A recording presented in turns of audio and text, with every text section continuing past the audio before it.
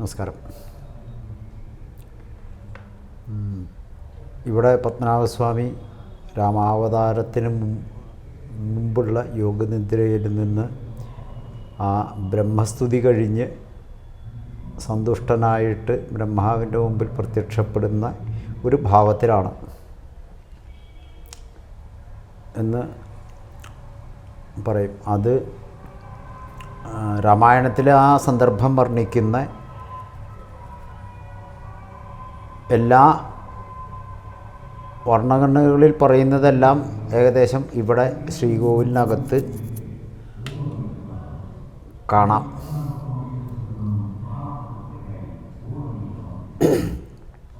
അപ്പോൾ രാമായണത്തിന് മുമ്പുള്ളൊരു ഭാവം, അല്ലെങ്കിൽ രാമാവതാരത്തിന് മുമ്പുള്ളൊരു ഭാവം, അതിനെ ഈ പറയുന്നത് കഴിഞ്ഞ് ഇനി പ്രത്യക്ഷത്തിൽ നമുക്ക് ആ ബ്രഹ്മാവ് സ്തുതിക്കുക പുരുഷസൂക്തം കൊണ്ട് സ്തുതിച്ചു എന്ന് പറയുന്ന പുരുഷസൂക്തം കൊണ്ട് തന്നെ ഈ നിത്യം ഈ ദേവനെ സ്തുതിക്കുന്ന ഒരു ചടങ്ങായിട്ട് തന്നെ ഉണ്ട് രാവിലെ.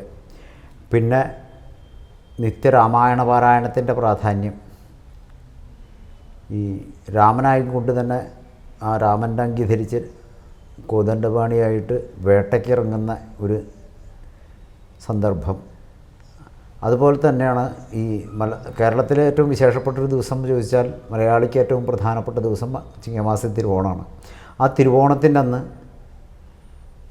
വില്ലാണ് അലങ്കാരമായിട്ട് ചാർത്തണത്. അതും വില്ല് ധരിച്ചിട്ടോ ചാർത്തിയിട്ടുള്ള വിഷ്ണു എന്ന് പറയുന്നത് രാമനാണ്. അപ്പം അത്രയും രാമന് പ്രാധാന്യം ഉള്ള ഒരു സ്ഥലം എന്നുള്ളത്, അല്ലെങ്കിൽ രാമാവതാരത്തിൻ്റെ ആ സന്ദർഭവും ആ ഭാവവും ഇത്തരം നിത്യനൈമിത്തികങ്ങളിൽ കാണുന്ന അനുഷ്ഠാനങ്ങളും. അപ്പം അതിൽ തന്നെ സവിശേഷമായിട്ടുള്ളതൊന്നാണ് ഈ വില്ല് ചാർത്തൽ. അപ്പോൾ ഈ അയോധ്യയിലേക്ക് ശ്രീരാമപ്രതിഷ്ഠയ്ക്ക് അതുകൊണ്ട് ഏറ്റവും ഇവിടുന്ന് ഒരു ഉപഹാരം നൽകുക എന്നുള്ളത് ആ വില്ലാവുകയാണ് ഏറ്റവും ഉചിതം. രാമന് വില്ലാണ് പ്രധാനം എന്നുള്ളത് കൊണ്ടാണ് വില്ല് കൊടുത്തയക്കാൻ തീരുമാനിച്ചതും.